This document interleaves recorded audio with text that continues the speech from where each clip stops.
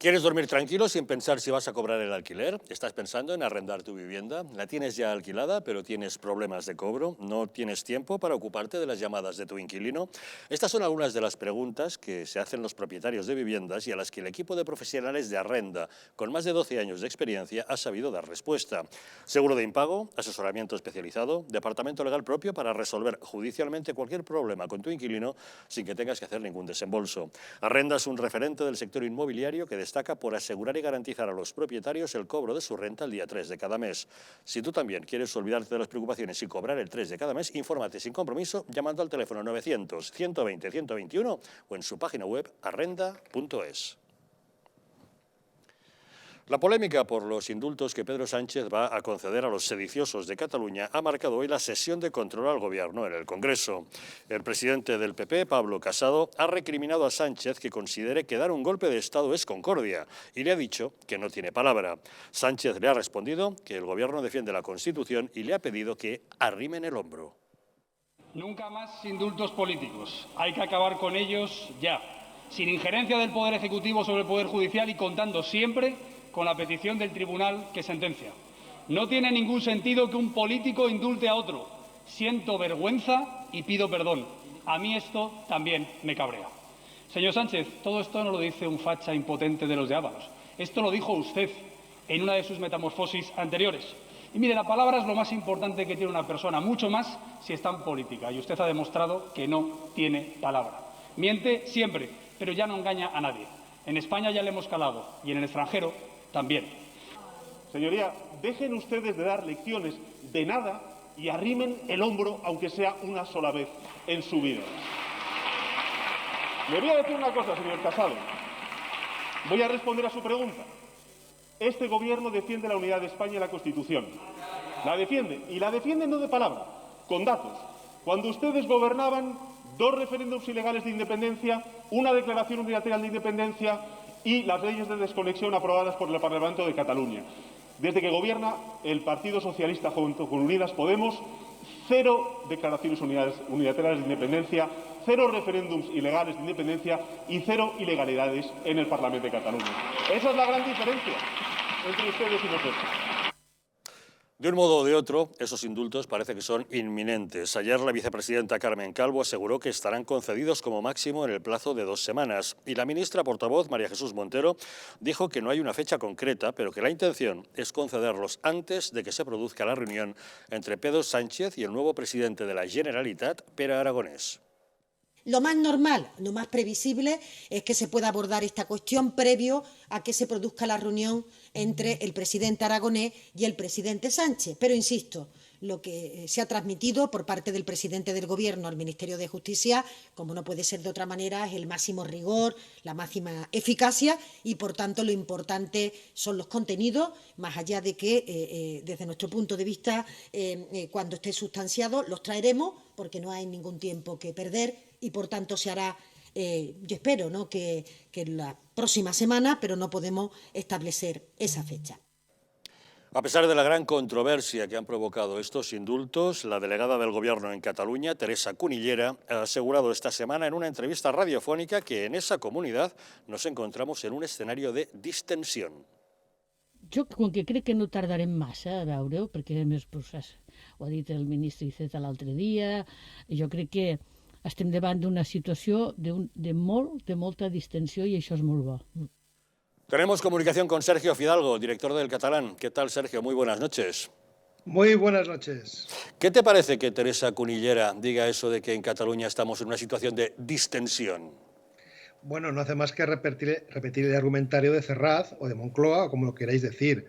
O sea, es una mentira como la Catedral de Burgos, porque tenemos a esta gente, al separatismo, subidos tirados al monte, siguen hablando de Generalitat Republicana, siguen haciendo feos al rey, siguen hablando de que lo volveremos a hacer, siguen incumpliendo las sentencias de la justicia, como la reciente del Tribunal Superior de Justicia de Cataluña con respecto a repartir los exámenes de selectividad en castellano. Por lo tanto, aquí no hay ninguna distensión. Aquí lo que hay es una bajada de pantalones por parte del Gobierno de España, porque el separatismo sigue en sus 13 y no ha cedido ni un solo ápice.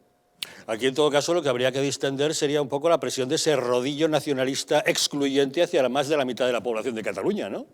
Por supuesto, pero es que aquí ha vuelto a pasar lo de siempre, que el gobierno de España, como ya pasó con Felipe, como ya pasó con Aznar, como ya pasó con Zapatero, como ha pasado con Rajoy y ahora con Pedro Sánchez de manera más grave, por supuesto, porque lo de los indultos es lo peor que ha pasado en los últimos decenios, pero estamos tan acostumbrados los catalanes que no somos separatistas a que el gobierno de España nos use como moneda de cambio, que por lo tanto no es que haga falta que se distingan con nosotros, es que bastaría con que nos hicieran un poco de caso y nos escucharan y descubrirían que entonces hay una Cataluña muy diferente a lo que el separatismo vende. ¿Por qué tienen tanta prisa en conceder los indultos a los sediciosos? Bueno, porque estamos en verano y si lo concede ahora, supongo que piensan que, bueno, que la cosa quedaría desapercibida. También hay un factor añadido. Justo después de verano empieza lo que es el ciclo de la locura en Cataluña, que es en la Diada, el 1 de octubre. Hay un mes ahí muy raro en el cual si esta gente, digamos, los presos separatistas, siguen en prisión, les digamos, serviría un poco para elevar la temperatura. Y supongo que lo que quiere hacer el PSOE es llegar a ese ciclo, al ciclo de la Diada, al ciclo de las movilizaciones separatistas de septiembre y octubre, ya con ese tema resuelto según su leal entender. Claro, el problema es que eso no va a bajar en absoluto la crispación, porque el separatismo vive de la crispación. Por lo tanto, aunque el PSOE piensan que soltándolos antes del día de la Diada y del 1 de octubre van a conseguir tranquilidad, no la van a conseguir. Van a seguir con lo volveremos a hacer y con sus mensajes de odio y rupturistas. Pero bueno, claro, en Moncloa tienen una estrategia y Pere Aragonés y Carles Puigdemont tienen las suyas. Es decir, que no tiene razón Pedro Sánchez cuando dice que conceder esos indultos lo que nos traerá será una calma en ese furor de los separatistas, sino más bien al contrario, será el primer paso para que continúen con su extorsión, a ver qué más sacan. Si Pedro Sánchez quiere conseguir los votos de Esquerra Republicana y de Bildu en el Congreso, a menos que no nos tome el pelo. Me explico. Los indultos son solamente para eso, para que Bildu y Esquerra en el Congreso le sigan prestando apoyo. Todo lo demás son gilipolleces, son cortinas de humo y son mentiras. Ya está. Ni distensiones, ni nada de nada. El separatismo no ha cedido nada, no ha habido una negociación, porque en una negociación uno cede. O sea, si dijeras, bueno, yo te doy los indultos y tú a cambio pues vas a aceptar la Constitución, vas a dejar de molestar al rey, vas a aceptar que España es un país democrático. Pues bueno, o sea, yo seguiría pensando que no hay que negociar con el separatismo, pero al menos podrían vender que ha habido una negociación. Pero aquí no ha habido una negociación, aquí ha habido un paripé. Aquí hay Esquerra y Junts que no han cedido ni esto y Sánchez, que para conseguir los votos en el Congreso de esta gente, pues lo que hace es ir cediendo. Aquí no se ha negociado nada. Aquí ha habido un trágala constante del separatismo hacia Moncloa. Y el problema es que Moncloa lo que ha hecho es escuchar a media Cataluña, la Cataluña separatista, y a la otra media nos ha puesto a su merced, porque la impunidad que están consiguiendo esta gente va a hacer que se envalentonen y, digamos, si hasta ahora, digamos, nos ignoran, ahora nos van a masacrar. Una cosa más, Sergio. Tengo entendido que en el catalán estáis preparando la publicación de un libro que lleva por título Los catalanes sí tenemos rey, Felipe VI. ¿Es así? Exacto. Estamos haciendo una campaña de crowdfunding en la plataforma GoFundMe porque queremos demostrar, bueno, es que, por ejemplo, lo que está pasando estos días, que es impresentable que el gobierno de Cataluña gobierno autonómico siempre, por supuesto, esté ninguneando al rey, pues intentando no acudir a los actos a los que el rey viene a Cataluña. Y por lo tanto, ante el mantra separatista falso que dice que no van porque dicen que los catalanes no tenemos rey, queremos hacer un libro de testimonios de catalanes que digan sí que tenemos rey, nos estamos muy orgullosos y nos encanta que además sea Felipe VI. Por lo tanto, sí, quien pueda que vaya a la plataforma GoFundMe o que vaya al catalán.es y ahí os informamos, porque queremos hacer un libro bonito, un libro con testimonios y un libro valiente de gente que diga el rey está en catalán, como gallego, como vasco, como extremeño, como andaluz, estamos orgullosos de él y lo queremos, porque lo del separatismo, estas mentiras son terroríficas. Don Sergio Fidalgo, director del catalán.es, muchas gracias como siempre por acompañarnos en Los Intocables. Al contrario, gracias por todo el trabajo que hacéis, la cobertura que nos prestáis, porque sin gente como vosotros la batalla en Cataluña está perdida. Hace falta que en toda España se sepa lo que está pasando aquí. Pues nosotros vamos a seguir contándolo. Venga, Sergio, hasta luego. Buenas noches. Alex, ¿cómo lo ve usted? Qué trilero el presidente del gobierno, dice, con ustedes, con Rajoy, hubo no sé cuántas declaraciones de independencia unilateral y no sé qué, y no sé cuál. Claro, ahora no hay porque no hace falta, si es que le tienen comiendo de la mano. Entonces, evidentemente no hace falta. ¿Cuándo necesitaba el nacionalismo ponerse bravo? Hombre, cuando hubo un poquito de firmeza contra ese nacionalismo. A ver, y Rajoy no es que fuera tampoco la dama de hierro tipo Margaret Thatcher, era más bien suavecito, pero por lo menos hizo algo, ¿no? Entonces, por eso no hay declaraciones de independencia, ¿no? Es curioso, o sea, yo la conclusión que saco de todo esto, y que yo le diría a todas las personas que nos están viendo, es, oiga, delincan, que no pasa absolutamente nada. Es decir, que haya una panda de delincuentes, porque están condenados, que decidan robar para ellos, separar una parte de España, sale gratis. Sale gratis. Conclusión, se puede delinquir. Se puede delinquir porque, en fin, lo estamos viendo. Al menos ellos pueden, porque por supuesto, si tú te retrasas un día en el pago, en la declaración del IVA o en lo que sea, te crujen y te persiguen hasta que pagas, hasta el último céntimo, ¿no? Y luego, por otro lado, vamos, si hacemos un poquito de memoria, que muchas veces tenemos mala memoria, ya en enero, febrero, marzo, cuando un poquito más tarde, cuando Ayuso propuso convocó las elecciones para Madrid, ya estaba en el ambiente el tema de los indultos. Pero en ese momento se dijo que claramente el gobierno lo iba a dejar para después de las elecciones de la Comunidad de Madrid, porque si no, evidentemente, sabía que iba a ser contraproducente. Oye, bueno, entonces, ¿qué hicieron? Pues el tema de las cartas bala y de las amenazas y no sé cuándo, no sé qué, para agitar un poco a su electorado. No parece que les funcionara muy bien. Con poco éxito. Y entonces, oye, ha sido matemático. Acaban las elecciones de la Comunidad de Madrid y a la semana se empieza a hablar de los indultos. Yo, insisto, todas aquellas personas que son de izquierdas, que son socialistas, pero que a la vez aman a España y quieren la unidad de España, ven esto y no les escama. O sea, ¿de verdad esto no les escama ver cómo les han tomado el pelo y cómo nos están intentando tomar el pelo a todos? Ya has oído lo que nos decía Sergio, están confiando en que dentro de un mes la gente se vaya a la playa, se ponga las chancletas y se olvide de todo esto. Sí, exacto. Sí, no, y lamentablemente, entonces, claro, al final uno dice, bueno, o somos un país en exceso conformista, que yo creo que tenemos bastante de eso, o somos un país también lleno de complejos. Porque yo veo mucha gente de izquierdas que está viendo la debacle que está ocurriendo a nivel nacional y aún así, bueno ya, pero es que la derecha es fascista y están con todos esos complejos. Claro, es que si finalmente reconozco que mi partido de siempre, mi ideología de siempre a la izquierda, la está liando y está llevando a España a un túnel sin salida, pues claro, entonces me posiciono con la ultraderecha. Y entonces, claro, ya todos mis amigos me van a señalar, o no sé cuál puede ser el recurso psicológico, ¿no? Pero en fin, yo voy a decir lo mismo que dije en el último programa.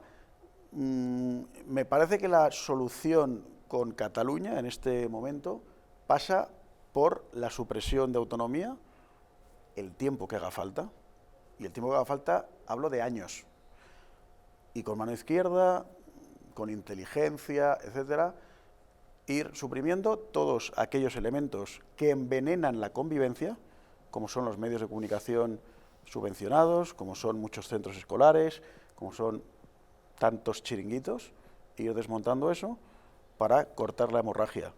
Mientras sigamos poniendo tiritas, parches, buenas palabras, esto está descontrolado. Enrique. Bueno, yo creo que estamos asistiendo al pago de una deuda contraída en la investidura, que era lo que el señor Sánchez había firmado. Por supuesto que los va a dar los indultos, pero vamos, no tengáis ninguna duda, igual que después de los indultos, porque obviamente que nadie entienda que con esto van a quedar satisfechos los independentistas. Lo siguiente que va a haber es, yo creo, la negociación, que ya lo han anunciado, de un nuevo estatuto de autonomía para Cataluña. Yo creo que van a tomar como base el estatuto que tiró para atrás el Tribunal Constitucional, en este halo nuevo de convivencia, de ser magnánimos con Cataluña, y todo para mantenerse en el poder. Si es que yo creo que lo dije la otra vez cuando vine aquí, Pedro Sánchez, si mañana tiene que ir a la cabeza de la manifestación pro España en Cataluña, lo hará. Si es que no tiene, o sea, su ideología es él mismo y su mantenimiento en el poder. Por lo tanto, ahora entiende, con una estrategia electoral en el medio plazo, porque esto sí que es verdad que este movimiento que está haciendo en Cataluña en unas elecciones generales al PSC le puede dar un muy buen rédito, es verdad, es cierto, en el conjunto del resto de España no, pero allí posiblemente sí, y va a hacerlo hasta el final.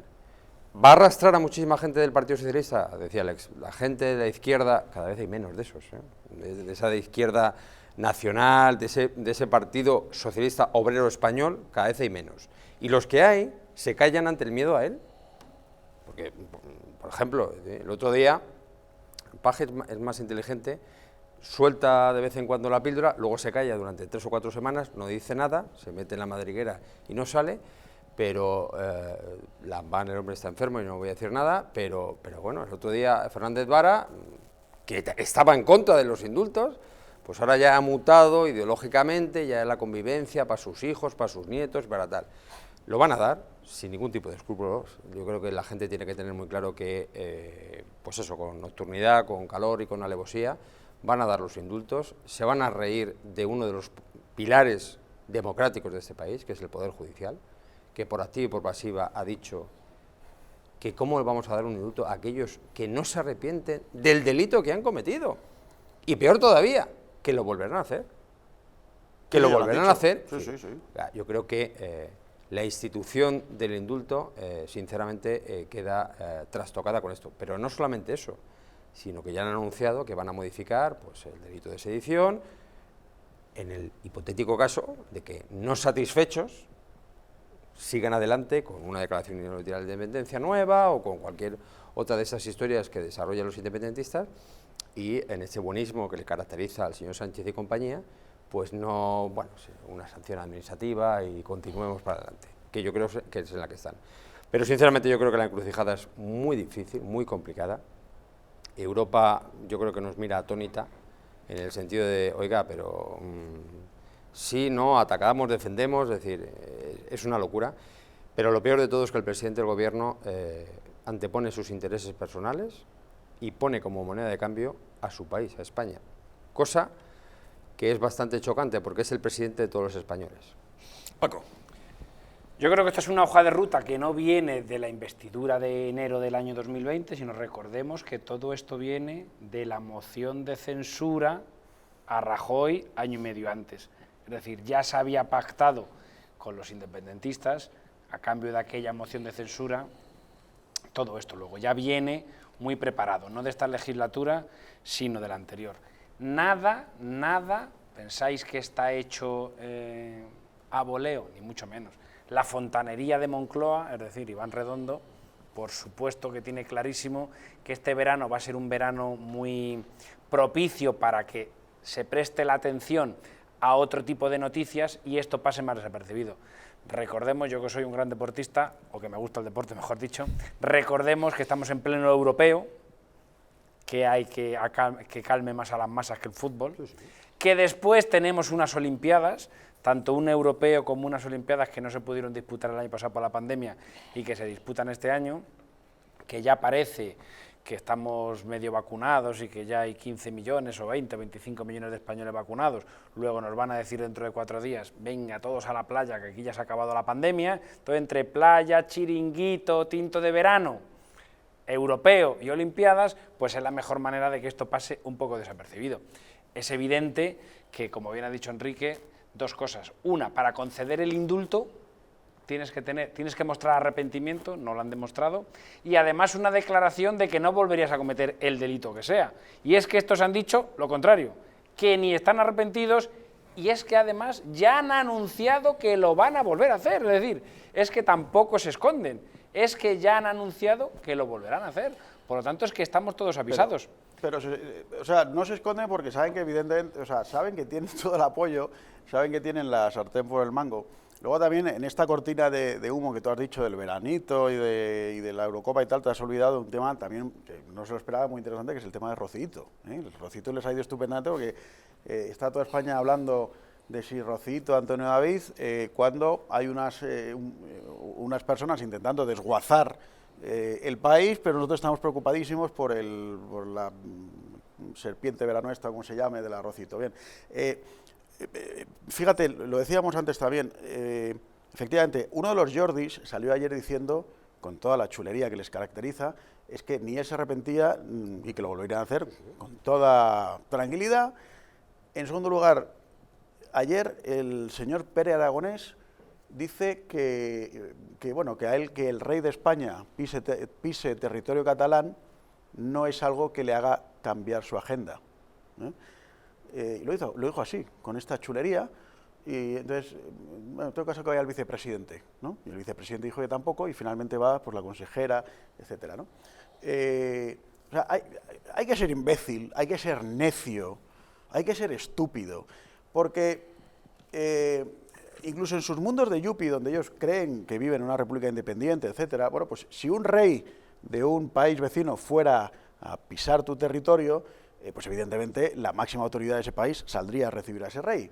Con lo cual hay que ser imbécil para decir eso. Pero luego, en segundo lugar, es que, pedazo de inútil, es que está yendo a Cataluña, que es una parte de España, y él es el rey de los catalanes también, él es el rey de toda España. Con lo cual, pues esta chulería, en este caso del presidente de la Generalitat, yo creo que habría que estudiar resortes para ver cómo eso no puede ser, porque no es una afrenta a Felipe VI, no es una afrenta a la monarquía, es una afrenta a todos los españoles.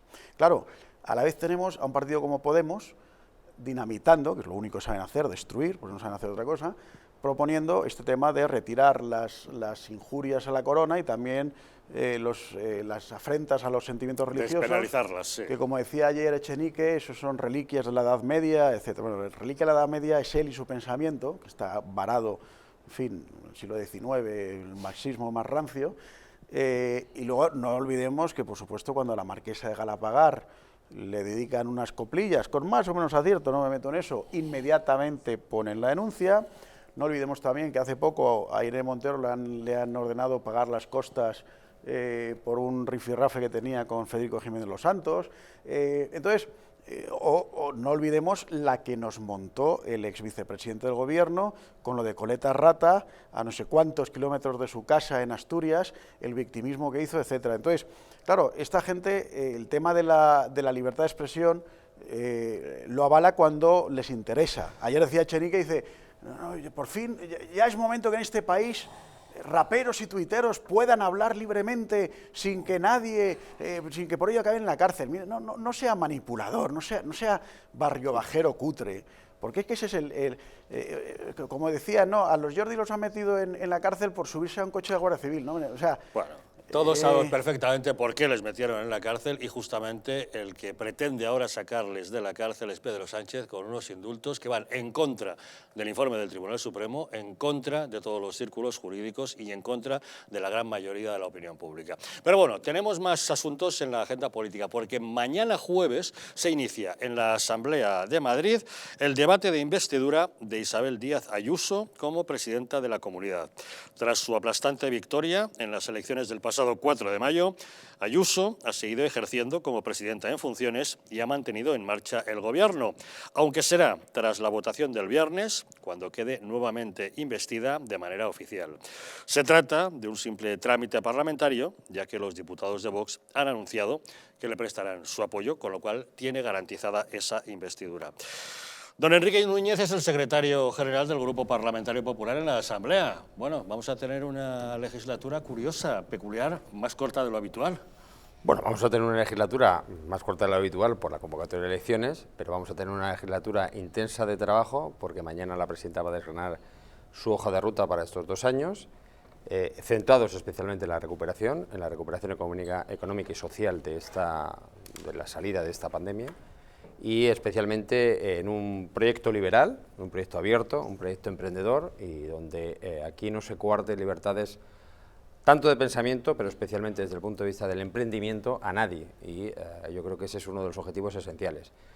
También va a hablar de uno de los grandes ejes, que ha sido la sanidad madrileña, en estas circunstancias tan terribles que hemos vivido, y unos anuncios importantes que hará mañana la presidenta.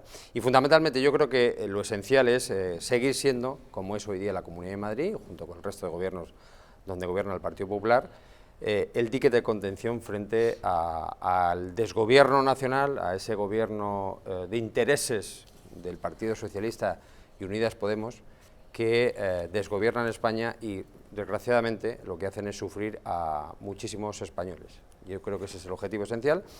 Y bueno, yo creo que mañana es un día importante para los madrileños y también para los españoles. Cambia notablemente la estructura de la Asamblea tal como la conocíamos al inicio de esa pasada legislatura, hasta que se convocaron nuevamente elecciones, van a cambiar las relaciones.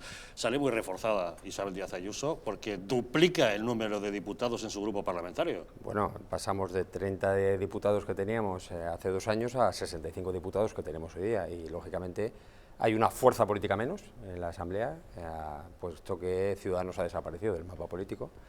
Y bueno, yo creo que lógicamente incluso hasta los adversarios de la izquierda radical han reconocido que, bueno, que es aplastante y legítima, lógicamente, la victoria de la presidenta Díaz Ayuso. Y comentando, como comentábamos antes, no hay que olvidar que en esta comunidad más de 100.000 personas que votaban izquierda han votado por Isabel Díaz Ayuso, han votado por el Partido Popular.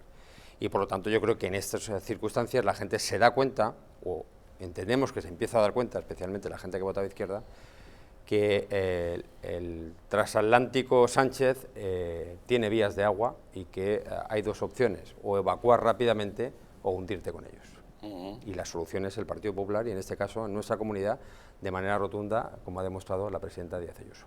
Bueno, viene a ser una ratificación de que la gestión de Ayuso durante la pandemia ha sido aplaudida por los ciudadanos y el apoyo a los comercios abiertos, a la hostelería abierta, ha encontrado la respuesta en la gente, ¿no? Pero, Javier, no solamente eso, vamos a ver, yo creo que es la valentía, o sea, lógicamente una gestión muy buena, que lógicamente valoran los ciudadanos, pero también la firmeza y la valentía que ha tenido, porque todo el mundo habla ahora de la parte final, pero no hay que olvidar una cosa, la primera persona, el primer dirigente político en este país, que cerró los colegios, que cerró los centros de mayores, que cerró los institutos y que cerró las universidades, se llama Isabel Díaz Ayuso. 4 días antes de que el presidente del gobierno nos anunciara que al día siguiente iba a hacer un estado de alarma. Y cuando lo tuvo que hacer y tomar las medidas durísimas, lo hizo.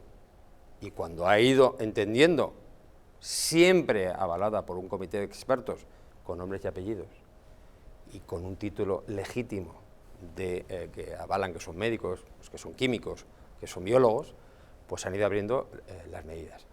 Y yo siempre pongo un ejemplo.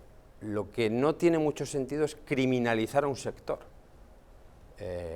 Y digo criminalizar porque yo creo que mayores barbaridades que se han dicho durante la campaña hacia un sector que es el primer sector industrial de nuestro país, que es el turismo, el primer generador de puestos de trabajo, que es el turismo, yo creo que desde el gobierno no se puede haber hecho peor, del gobierno de España, no se puede haber hecho peor. Y, sinceramente, hay una persona, hay una mujer, que durante todo este tiempo ha dicho, no, mire usted, yo no vengo a criminalizar un sector, yo a ese sector, como al resto del conjunto de actividades económicas, le voy amoldando las medidas en función de cómo va evolucionando la pandemia, y el ejemplo es muy claro, es decir, ¿por qué manteniendo las distancias de seguridad, llevando mascarilla y tal, la gente no puede estar tomándose algo en el interior de algunos locales? Y sin embargo en la calle, con macrobotellones y con todo, eso sí está bien visto por la izquierda. Esas incongruencias tienen poco recorrido y al final, cuando los ciudadanos dan su opinión, en este caso en las urnas, pues al final, afortunadamente, la gente sabe elegir y elige lo coherente.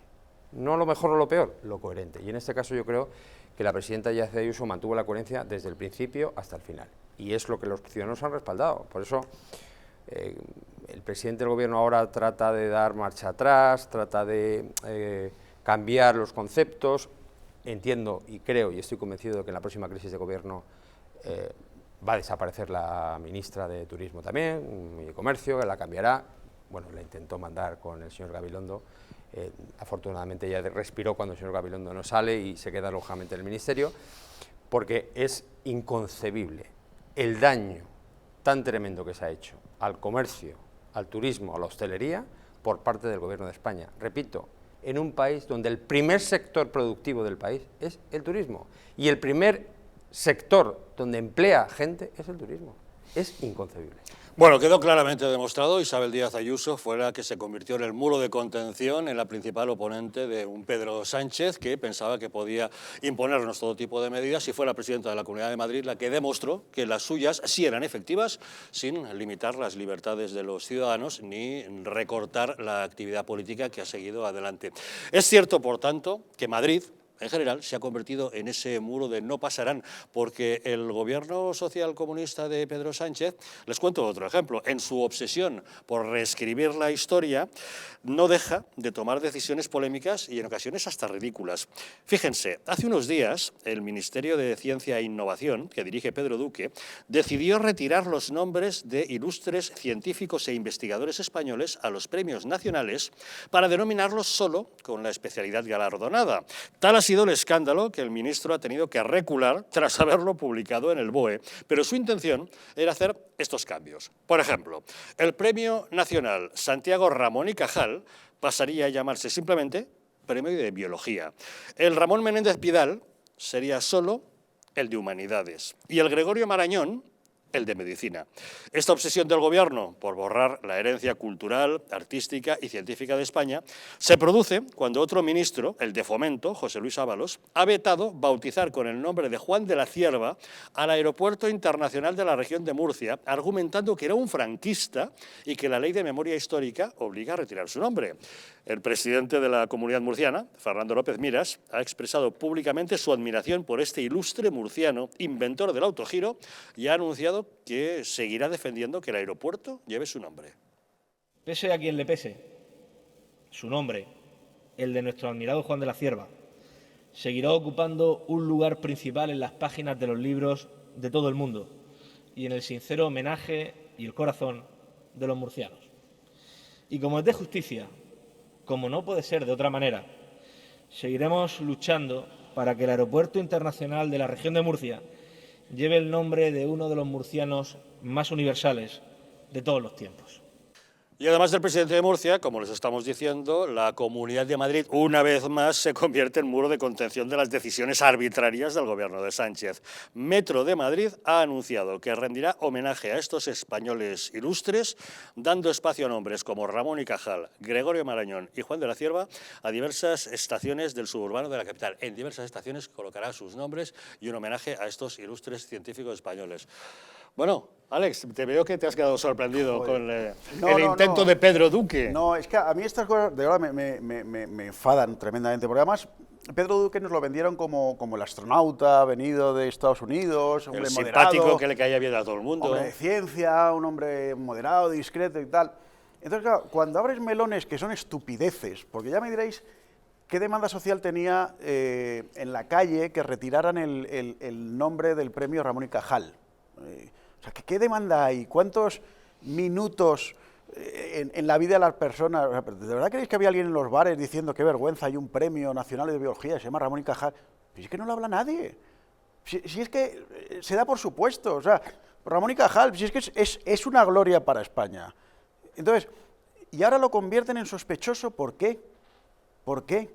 O sea, qué sectarismo, qué estupidez puede llegar a tener algunas personas. Y entonces Pedro Duque, pues eso, que ha pasado de ser pues el hombre afable, simpático, no sé qué, pues pasa a ser un titiritero más de este gobierno, de fanáticos, de sectarios, que a gente, pues eso, como Gregorio Marañón, como Ramón y Cajal, que siempre, insisto, se han dado, bueno, pues como una cosa positiva para España, pues esta gente vuelve a tener que abrir el avispero y abrir un debate absolutamente artificial, porque este debate no existía.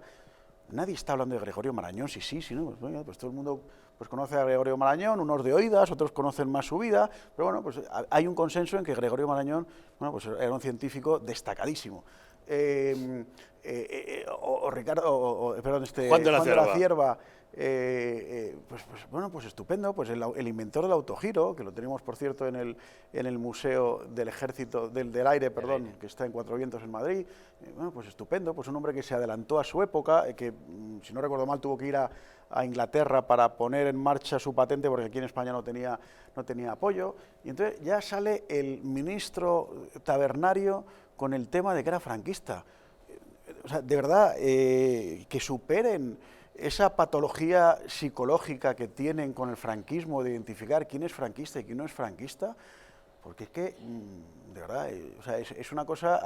Yo por eso, me has dicho al principio, digo, sí, es que yo me enciendo porque es que son cosas tan estúpidas y nos hacen perder tanto tiempo y tantas energías en repasar cosas en la que estábamos todos de acuerdo, que en fin, no lo entiendo. Alex, mientras que se habla de esto, no se está hablando de otras cosas. Ahí está la cara. Que esa es la cortina de humo, que es la especialidad de este gobierno.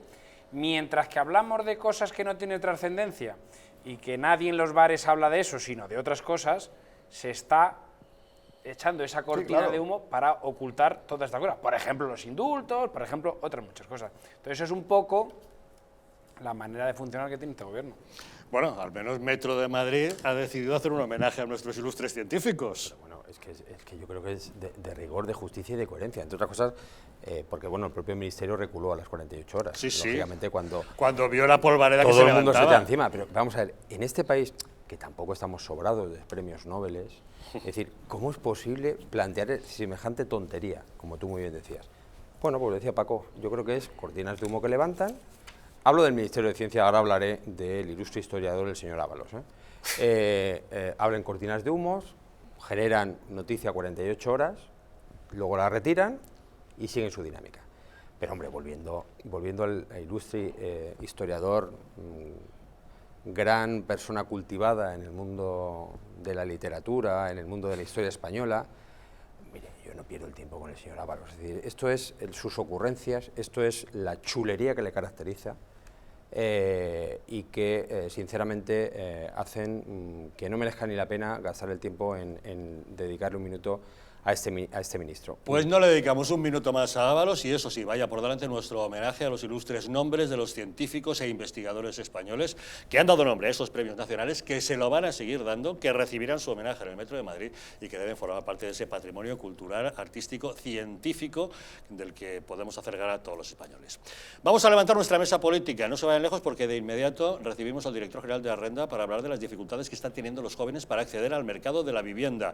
Durante este año, durante este tiempo de pandemia, han sido muchísimos menos los jóvenes, los menores de 35 años, que han podido entrar a acceder a una hipoteca y a la compra de vivienda. Vamos a hablar justamente de eso, pero les agradecemos hoy a nuestros analistas que nos hayan acompañado. Alex Navajas, muchas gracias por acompañarnos. Gracias, Javier, buenas noches. Gracias, Enrique Núñez, por haber estado con nosotros. Gracias, suerte mañana en esa moción de investidura, en esa sesión, pero bueno, la suerte ya se tiene y se trabaja todos los días, seguramente. Y muchas gracias, Paco Cecilio, por habernos acompañado. Un placer, como siempre, Javier. Pues una pequeña pausa y de inmediato hablamos del acceso de los jóvenes al mercado de la vivienda.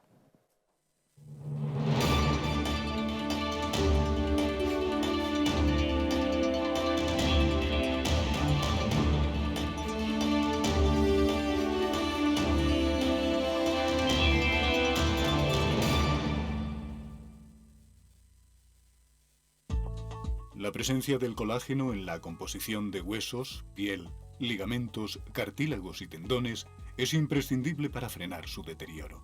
Sin embargo, a medida que envejecemos, su producción se reduce. Colacel Antiox de Mundo Natural combina en una misma toma colágeno hidrolizado puro, antioxidantes, ácido hialurónico y vitamina C que contribuye a la formación normal de colágeno. Haz del tiempo tu gran aliado. Colacel Antiox.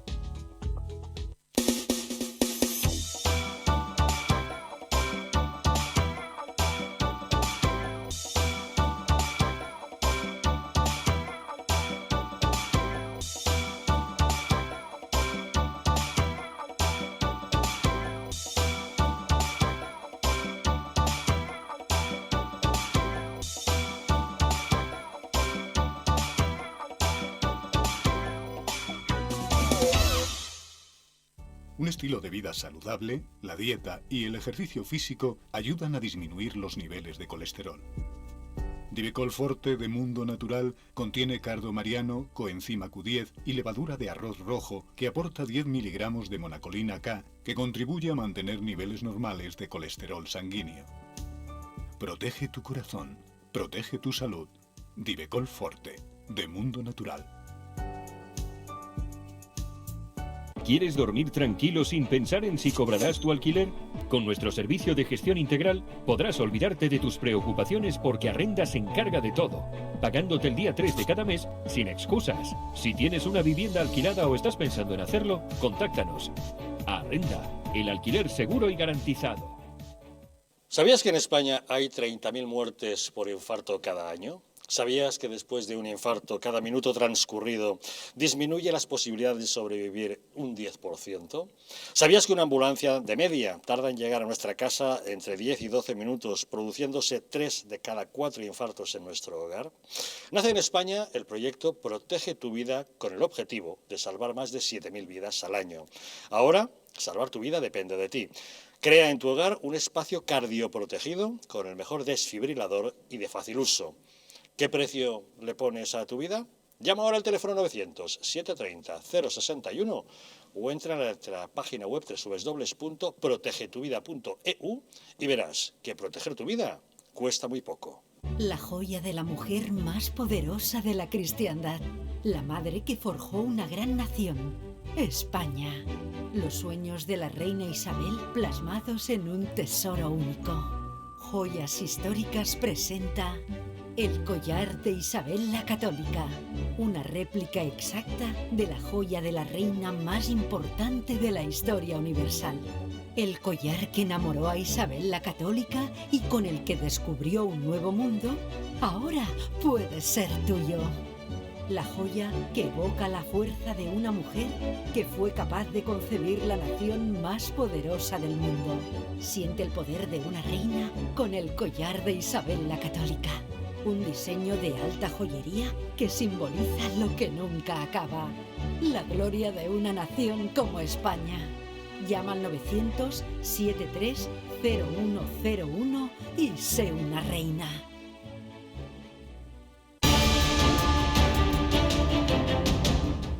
¿Estamos en un auténtico Estado democrático o estamos en una partitocracia? Porque este programa se hace para ustedes.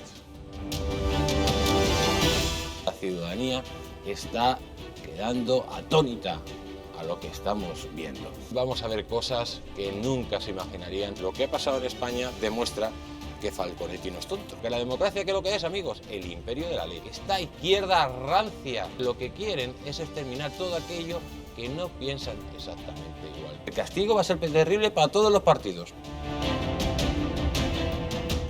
Recuerden que no les engañen, porque la verdadera libertad consiste en estar bien informados.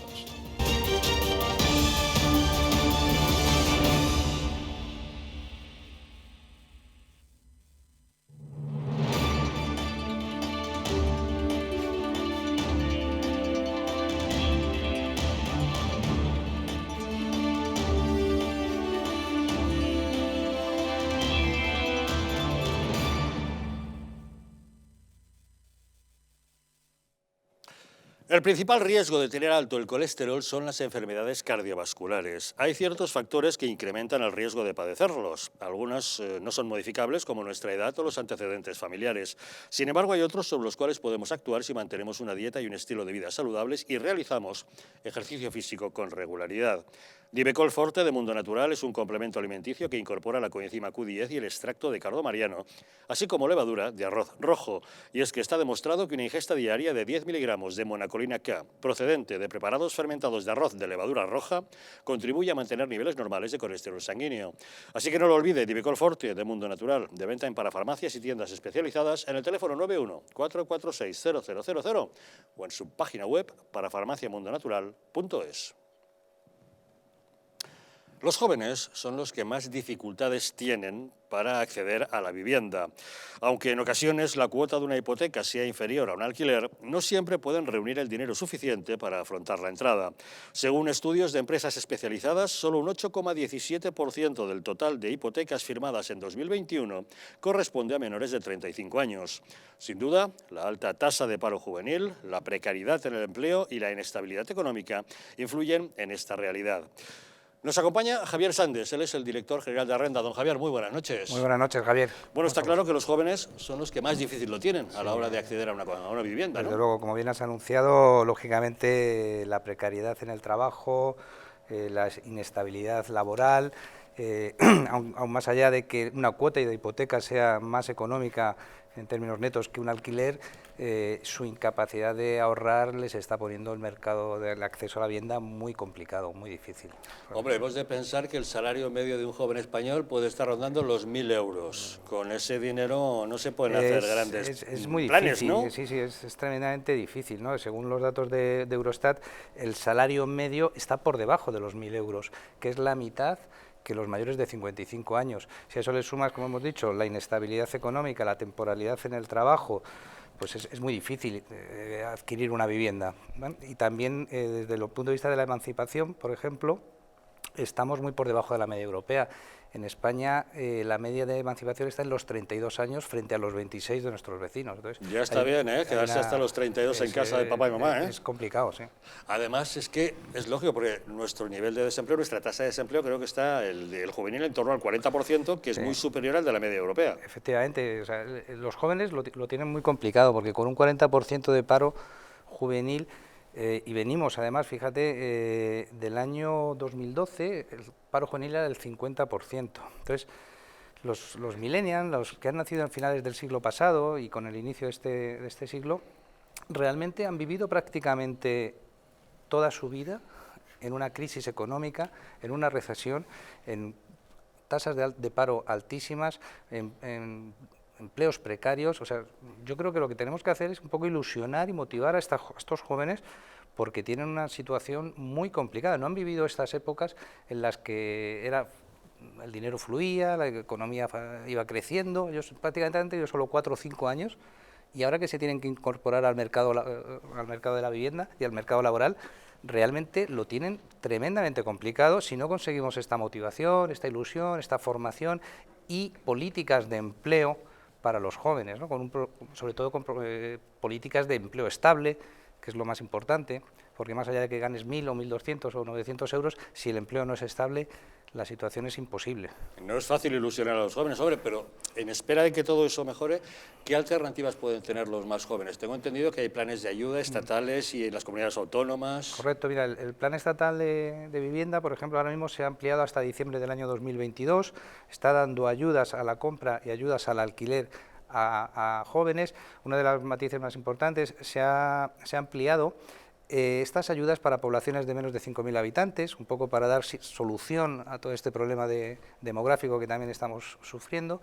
Y a nivel regional, pues por ejemplo, la Comunidad de Murcia está avalando en las hipotecas el 20%, el 80% iría con hipoteca, el 20% restante lo está avalando el gobierno de la Comunidad de Murcia. El gobierno de la Comunidad de Murcia. Y el comprador simplemente tendría que aportar ese 8-10% de gastos, ¿no? Que bueno, es un ahorro relativamente más asequible. Y luego otras comunidades pues están dando beneficios fiscales en el impuesto de transmisiones patrimoniales, se están realizando algún tipo de ayudas, pero todo pasa por un empleo estable. Sin empleo estable no puedes comprar. Has hablado de hipotecas. ¿Los bancos están dando facilidades para que los jóvenes puedan acceder a una hipoteca? Bien, mira, los bancos, ya lo hemos comentado en otras ocasiones, están dando facilidades, y hay muchos bancos que tienen el producto de hipoteca joven, hipoteca hasta 30 años, con unos tipos de interés, con un TAE aproximadamente del 1,7, 1,78%, que son tipos de interés muy asumibles y con un periodo de amortización bastante amplio. Entonces, sí que hay productos, pero es lo mismo de siempre. Estos productos hipotecarios se los conceden a personas jóvenes, con empleo estable y con capacidad económica para abordar la letra que les sale a pagar. Si no hay trabajo, si la temporalidad es el pan nuestro de cada día para estos jóvenes, realmente es muy difícil el que puedan acceder a una vivienda en compra. Estas dificultades económicas, agravadas por la pandemia, están fomentando lo que han dado en llamar el co-living, es decir, algo así como el compartir vivienda. Sí, ¿Lo estáis notando, ese fenómeno? Bueno, en España, yo soy conocedor de esta tendencia, ¿no? Esta tendencia nace en el oeste de Estados Unidos, en Silicon Valley, por la dificultad de acceder a la vivienda allí. Y en España realmente tiene todavía muy poca implantación, hay algunas zonas donde se han hecho algunos proyectos, pero consiste más que en compartir vivienda, en compartir espacios comunes, en compartir gastos, tener un pequeño espacio privado de vivienda y luego pues un salón, cocinas, zonas de trabajo, zonas de networking, ¿vale? Intercambio de intelecto, Y bueno, pero en España todavía vamos por el compartir piso, ¿no? Un poco, y por alquilar habitaciones y compartir gastos, pero sería un paso mucho más allá, donde en este proyecto se juntan talentos que intercambian este talento, mejoran su profesionalidad, su productividad, ahorran costes, porque pueden estar en torno entre los 600 y los 1.200 euros en función de los servicios que te pueden llegar a ofrecer. Claro, pero esto va más enfocado al llamado coworking, sí, a la solución profesional, a no tener una oficina como antes para ti, sino compartir espacios comunes con otros empresarios o emprendedores. Eso es. Aquí en España tenemos algunos importantes en Orense, en Tenerife, en Fuerteventura también, pero realmente todavía no es un proyecto que esté muy asentado, aunque sí que está dando rentabilidades del 7 al 8%, ¿eh? O sea que es muy interesante para inversores el empezar a construir este tipo de proyectos para esta gente joven, ¿no? Porque lo de compartir piso lo hemos conocido cuando éramos estudiantes, toda en la la vida. época en la que se hacía la mili, Sí, ese tipo correcto. de cosas. Pero en todo caso se comparte piso, sobre todo eso, estudiantes y alquileres, nunca en el mercado de compra, ¿no? Nunca en el mercado de compra, es muy complicado. En el mercado de compra lo que suele pasar es que compras una vivienda y ante la imposibilidad de poder hacer frente a tu hipoteca, lo que tú haces es alquilar una habitación de tu casa. Pero eso no es compartir piso, eso no es co-living, eso no es, simplemente es un parche, ¿no? Que de hecho ahora mismo, por ejemplo, en Barcelona se están imponiendo sanciones muy gordas a propietarios que han tomado esa opción ante la imposibilidad de hacer frente a su hipoteca, o sea, cosas de Colau, que le vamos a hacer. Un problema también. Un problema añadido, porque la mayor parte de la gente lo hará sí, no con un afán de lucro usurero, sino al contrario, para salir adelante. Pues los han tomado como que en lugar de ser una familia con una necesidad económica que tendrían que solventarla y la única manera alquilar habitación, pues han dicho que estaban explotando un alquiler vacacional y les han sancionado con multas muy gordas. Pero podríamos tratar ese tema. Ese tema lo trataremos, porque además en Cataluña nos da demasiados titulares en materia inmobiliaria, que es limitación de alquileres y cosas por el estilo. Sí, pronto, bueno, hoy leía que el Gobierno ya había lanzado la noticia de que iba a aprobar la nueva ley de vivienda, donde iba a recurrir la ley catalana, pero no por inconstitucional, sino porque no eran sus competencias, lo que quieren es anularla para ser él el que haga eso, cosa que no tiene ningún sentido, pero lo hablaremos en profundidad porque es un tema muy interesante. Lo haremos. Volvamos al tema que nos ocupa hoy, las dificultades que están teniendo los jóvenes para acceder al mercado de la vivienda. Desde una empresa de expertos en el tema inmobiliario como sois en Arrenda, ¿qué consejo le podéis dar a los jóvenes? ¿De qué manera les podéis ayudar? ¿Qué deben hacer? Mira, nosotros en Arrenda siempre hemos dicho que lo más importante son las personas, ¿vale? Y nos vamos a cuidar de que tomen decisiones correctas.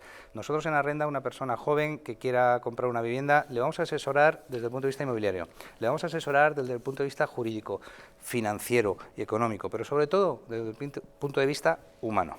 Es decir, no vamos a hacer que un joven que no pueda pagar o que se encuentre en una situación complicada se compre una vivienda por el mero hecho de cobrar una comisión o por realizar un cierre de una venta. No es la primera vez ni será la última en que hemos convencido a una persona, a un joven, de que no compre, de que no es el momento, Y eso no es perder un cliente. Hemos fidelizado a un cliente para el resto de la vida. Nosotros lo que estamos haciendo es decir, mira, realmente tú te tienes que plantear la posibilidad de comprar una vivienda si en la peor de las situaciones puedes hacer frente sin implicar a terceros, avalistas, padres, abuelos o hermanos, si puedes hacer frente a esa hipoteca. ¿Vale? Entonces, si tú puedes hacer frente a esa hipoteca en una situación mala, cómprate la vivienda. Si estás poniendo en riesgo tu economía y la de tu familia y el patrimonio de tu familia, no compres vivienda. O sea, lo que vamos a hacerle es dar un asesoramiento un poco de padre, ¿no?